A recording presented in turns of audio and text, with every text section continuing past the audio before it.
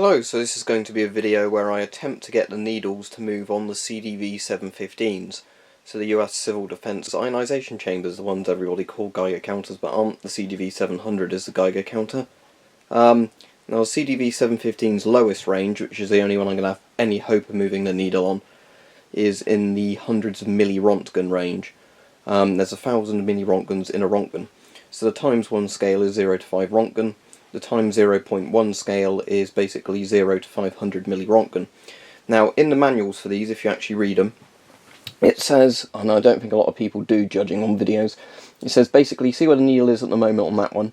It says don't actually take a reading really from the first bit of the dials, because they're analog circuits. The needles, tend to have a bit of drift anyway. It's not like a nice digital unit where you can have a 0 on it. Speaking of which, I'll also demonstrate the Plessy in this video. So what I'm going to do is I'm going to give these a few minutes to warm up, like you're meant to do with ionisation chambers, and then re-zero them, so the needle should be as close to 0 as possible. And then, using some check sources, I am going to see if I can actually get the needles to move, which should be possible due to inverse square law if I pack everything in closely enough around the ionisation chambers. Now, I'm sort of wanting to do this in a video because everybody online says, oh, you can't do it, when in theory it's completely possible to do it, because obviously these units had to be calibrated and everything else.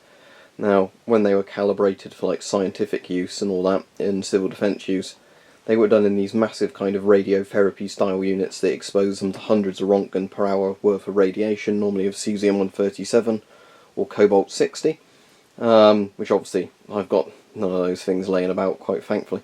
So what I'm going to do is I've got some things locked in the safe, like the samples, and we'll get those out in a minute. Once these have had a chance to stabilise, they're kept in the safe, because obviously it's a lot of a safer way to keep them. That way nobody can get their hands on them, and due to inverse square law, when they're in a safe, there's no gamma rays really getting very far out there. So what I'll need to do is go to the 0 function on both of these in a minute, just to show you.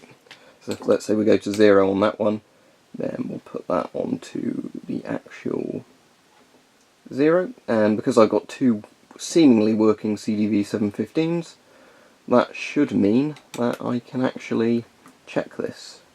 As I said, there's going to be a bit of needle drift anyway, but that's pretty much both of those zeroed. So what's going to happen is I'll let them warm up, the needle should sink back down to where it's going to go on each of them, and then after a few more minutes, which I won't bother filming, I'll get the samples out and we'll see what we can get the needles to do.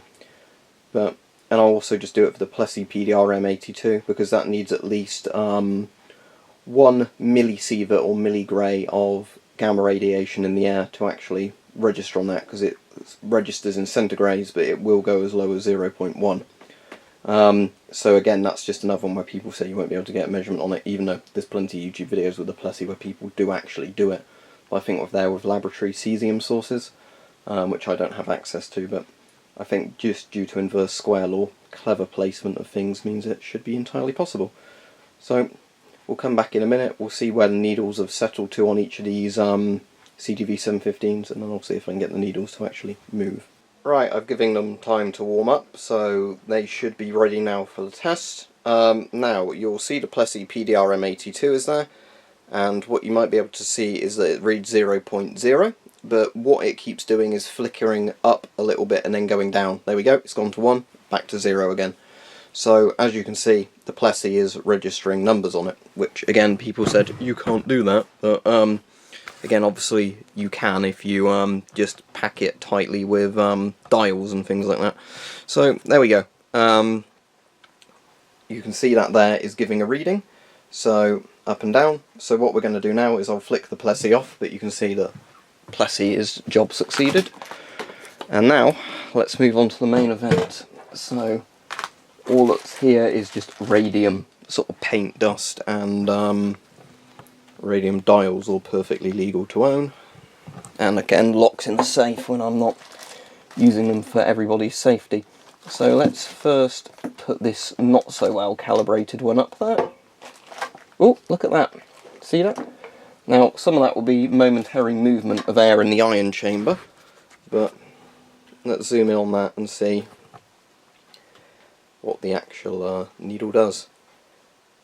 But as long as it doesn't go back down lower than it originally was, it's giving a reading. So I think that needle is slowly going down. However, if it stays above the 1 on there, that would be considered a valid reading on the actual CDV sort of manual. It's dropping down completely now. Oh, there we go. But as you can see from that, that is definitely getting a reading, but what we're going to do in a moment is use the much better quality one I've got down on the floor.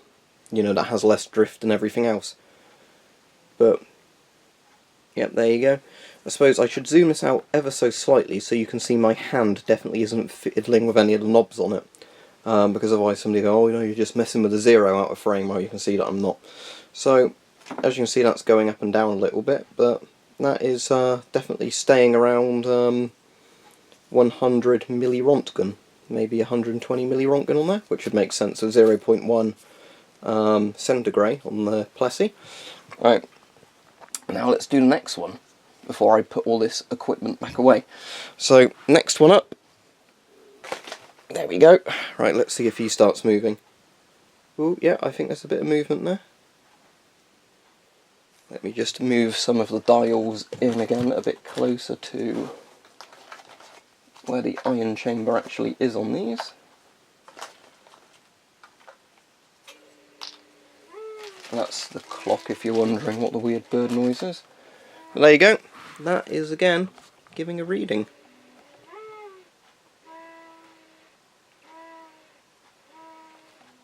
And again, I'm not playing with the 0, as you can see.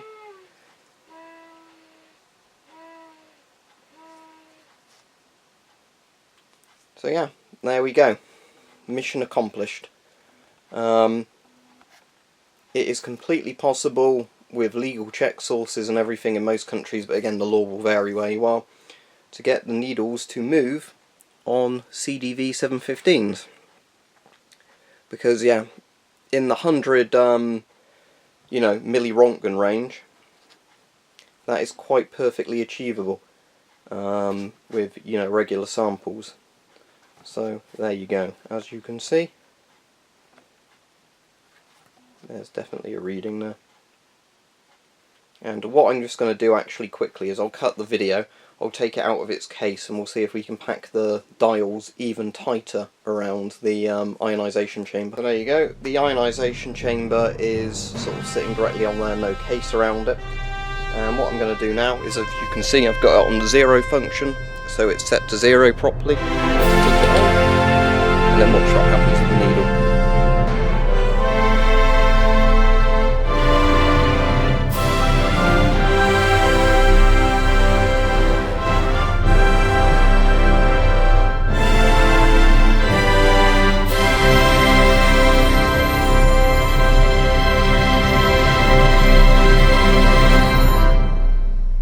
Perfect.